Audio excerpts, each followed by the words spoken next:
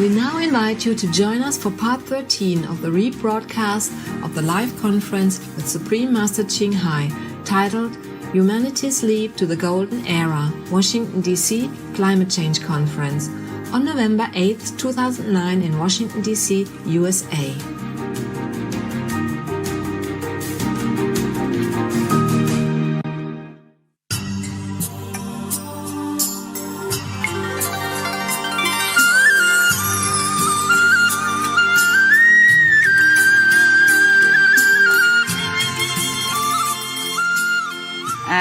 Second question, do the roles and relationships of animals with human beings deeply connect us further? Yes, of course, sir, of course, yes. Because the animals are very pure. They are already connected with the higher source of the divine. So we can learn so much from them. The animal does not have to be large. It could be an ant, which is noted scientifically for his intelligence, or a rabbit. Rabbit is also a powerhouse of love, almost next to the whales, yes, for example. Or even a chicken. You may be surprised. There was a Finnish painter, who told us that when he was feeling down because his day didn't go well, the chickens in his backyard came and sat in front of him. And just by looking at them, he got a sudden energy boost and felt better. Yeah, try it yourself. I rescued some chicken from the battery farm and I tried looking at them. Thank you. Now, some people also report remarkable experiences with marine mammals like the dolphins, saying that just contacting them once in a while lifted them out of their depression or nervous breakdown even. And some researchers have even noted a shift in people's brain waves for the better, for more positive, following dolphin encounters. So this has been proven, with lasting changes that include more creativity and even strengthened immune system. Imagine that. Just contact them once a while. So, how is that animals are helping us to reach the golden era? It is through their unconditional, benevolent love and merciful nature, Mr. Cantor. I'm sure you know this, or at least you feel it. And their absolute forgiveness, no matter what humanity has done to them. You see, for example, the whale in Vietnam, the big whale that rescued the fishermen in Vietnam, they do know that these are fishermen. They do know that they kill fish for a living, but they still rescue them at sea when the fishermen are in danger. You see, absolutely unconditional and judgmental. This is the love that we humans also house in our hearts, but we have suppressed it because the substance that we took into our body don't help us to develop more of our divinity, but on the contrary, destroy it, or at least suppress it, damage it. So now we have to reclaim it again. Now, speaking of the quality and the unconditional love, I must say something about honoring this love from the animals for all the generosity of spirit and blessings that they bring into our lives. How do we have the heart to kill them and eat them, to enjoy their suffering? You must know this, Mr. Cantor, since you are already vegetarian. I appreciate that. God bless you. Thank you. For anyone who is not yet vegan or who has not understood why, please inform yourself of the unimaginable, utterly cruel and utmost inhumane treatment involved in meat and dairy production or fishing even, as well as lab experiments or the animal fur industry. If we really connect with the animals, or if we really don't shut down our innate feeling, we will also feel their suffering, which is caused almost exclusively by humans. So please, I ask you, go and find out what really happens to the animals in those slaughterhouses. I would call it mass murder house. If you do, it's likely that they will no longer end up on your plate. The unimaginable, horrendous treatment of the babies, baby cows even, baby seals, baby chicks, will make you shudder with horror. Even the egg industry has blood on its hands. If you would like more information, there are programs on Supreme Master TV at www.suprememastertv.com/stop animal cruelty, as well as other information concerning humans, animals, and saving our planet, etc. We don't like to think of ourselves as cruel, much less brutal, especially for something like a hamburger or a piece of bacon. But these are the facts. Animals are utterly cruelly mistreated day in and day out to feed the very industry that supplies all the meat consumed by humans. In news just a few days ago, an undercover video sponsored by the Humane Society of the United States recorded the treatment of baby calves, some barely a few days old. As these animals were being led to their murder, many of them were so weakened by the bad treatment and the condition they live in that they could not walk or they were too young to walk. They were kicked, beaten repeatedly while laying down, and there were dosed with water to increase the pain of electrical shock, and even skinned alive. Can you imagine that we do these things?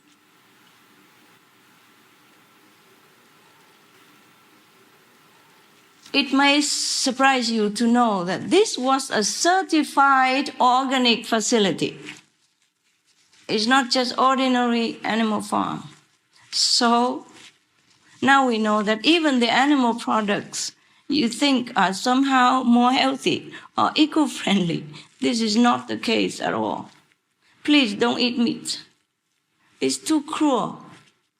In another discovery, undercover recording, baby male chicks were being sent by the thousands down a conveyor belt to a giant meat grinder alive. Can you imagine a little chicks like this? So beautiful, so cute. And they do this. We humans do this to them. In this factory alone, over 150,000 of the tiny baby chicks are ground up alive every day for dog meat or whatever meat. All because the male chicks cannot lay eggs, so don't make profit for the industry, so they grind them alive. Can you imagine?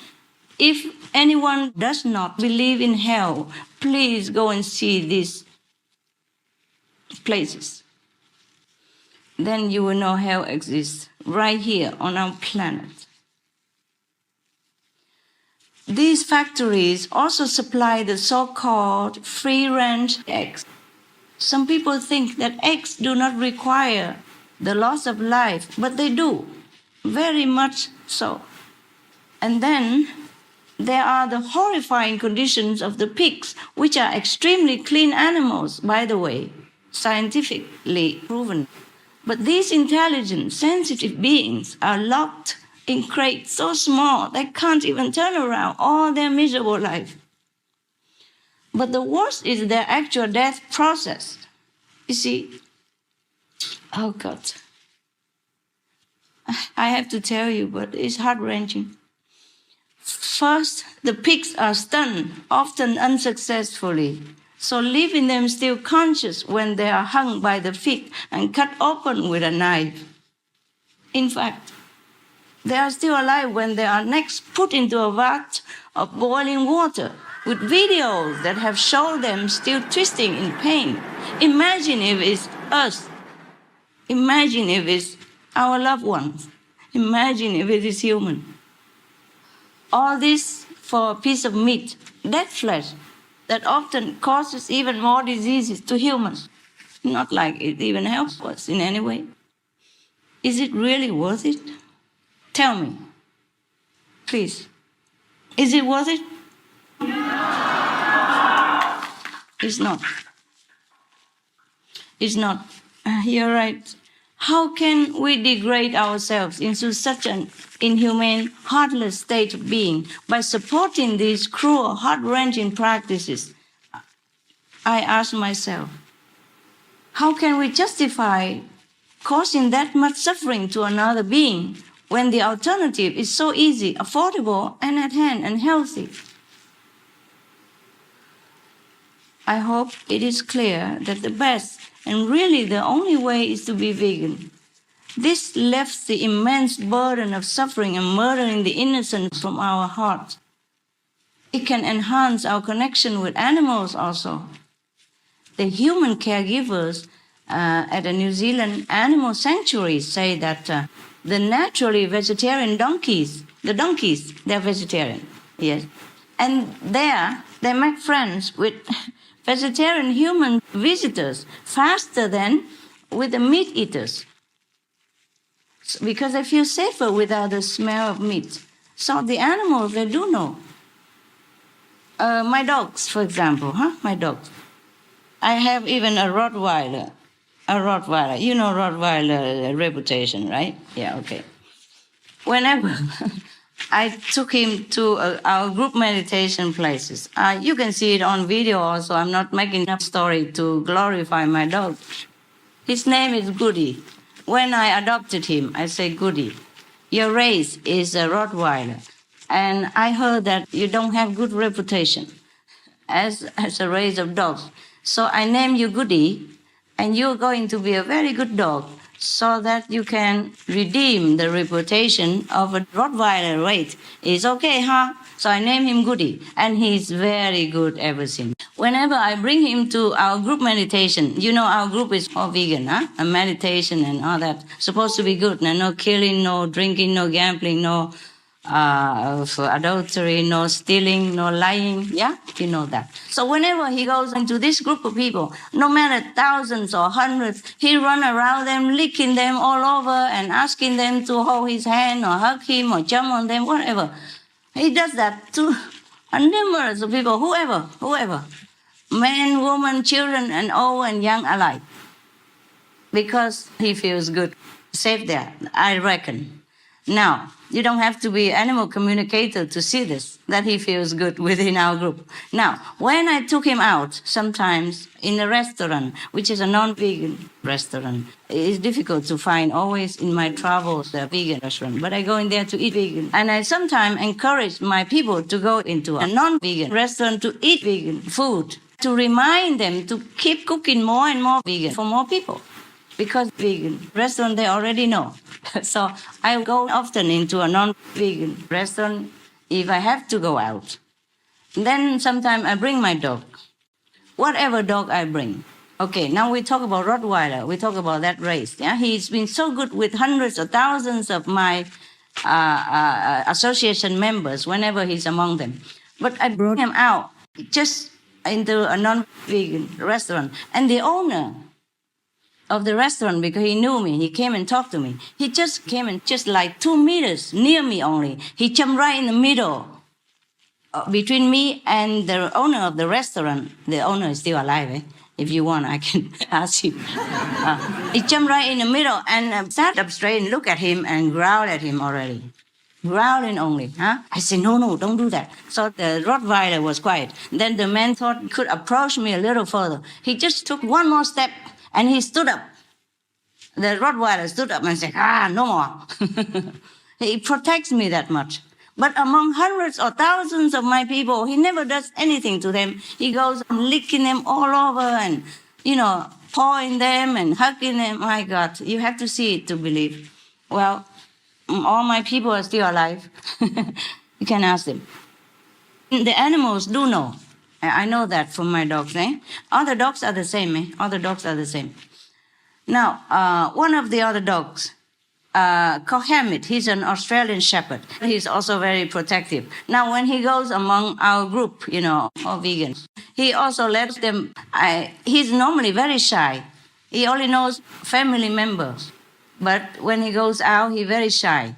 But when he goes to our group, if I tell him, Hamid, never mind. Go let people touch you because they love you. And then he goes. He goes around and let people touch him. And then he come back, sit next to me. Yes, fine. But if I go outside and take this dog with me, even to a bank, he's not growling like that. He's shy. But the bank people see him so beautiful, you know, blue eyes and a very beautiful dog. So they want to touch, and he doesn't want them to touch. He hides behind me immediately. Whenever that person approaches, he just runs behind my back and hides. He doesn't want to be aggressive because I told him not to, but he doesn't want to be touched by the meat eater. I'm sorry if I offend anyone. But in my group, he let everybody touch him. These are true stories. And now we must know that animals really understand who is who. So if we know all this, we cannot support further the meat industry because there's mass murder. In our society, we only kill someone when he has done something wrong. And nowadays, many countries already abolish death penalty. And even if a death sentenced prisoner, they have their own cell and they have clean food, clean water. They're not treated the way we treat our animal friends. This is really not humane at all. Please stop all this. Please tell everybody else to stop all this. Thank you so much. Thank you.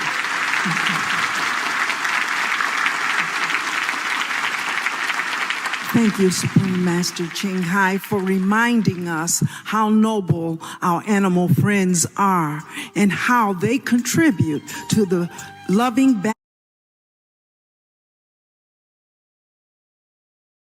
balance of this world.